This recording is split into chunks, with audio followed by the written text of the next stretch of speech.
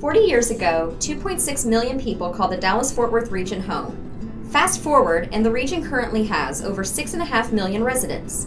In 1974, the North Central Texas Council of Governments was designated as the Metropolitan Planning Organization for the Dallas-Fort Worth region. Shortly after, the Regional Transportation Council was developed to make decisions on the future of transportation in North Texas.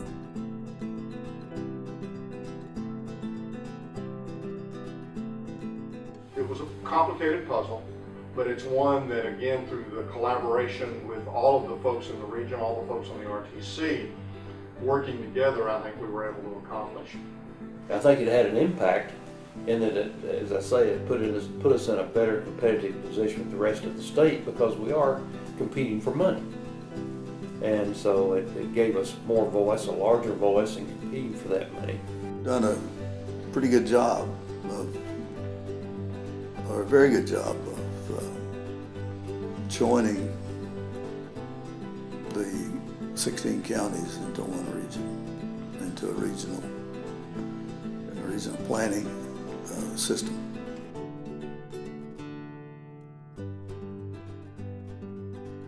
How do we allocate resources, money, in the region for the development of the moving of goods, service, and people? As we came into the 21st century, as we came into the year 2000 and forward, what we found is not only did we have big issues with clean air in the region being a non-attainment area, but also we became more and more aware of the funding problems that we were going to have at the state and at the federal level.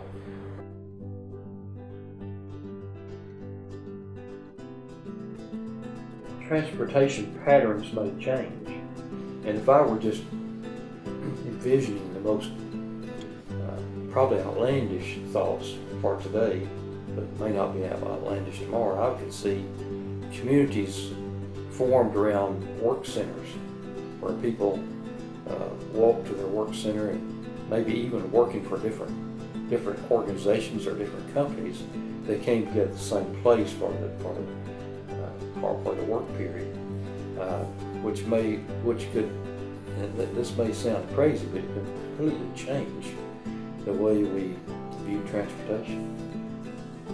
It's easier to look back than it is to look forward, but I will try to tell you what I envision, that we will have the high-speed rail to Houston, and I think that we'll probably have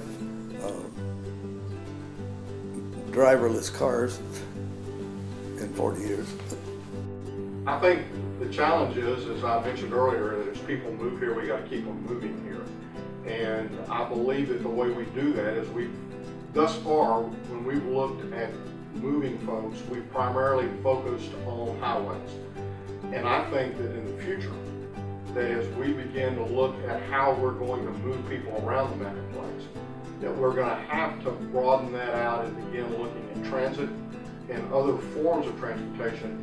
And just as importantly, I think we've got to focus on trying to find a way to allow people to live, to work, to play within the same area, and them not have to drive 15 or 20 minutes or 30 minutes or an hour to get to where they work or where they go to church or where they play. We can't go off and leave it untended. What we've got's got to be kept or modified, and where we go has got to meet the challenge of the technology and capabilities of tomorrow. And I think this region can do it. In fact, it's doing it every day. We've come a long way in the last 40 years. North Texas has the longest light rail network in the country. Rural areas are easily accessible from busier roads and highways, and air quality problems are being closely monitored to ensure residents can breathe clean air. Even though ozone pollution levels are higher than designated by the Environmental Protection Agency, the Regional Transportation Council is dedicated to making decisions that impact air quality in a positive way. The North Texas region doesn't plan on slowing down, so the Regional Transportation Council will be busy preparing for significant growth and additional transportation needs while addressing environmental concerns that materialize along the way.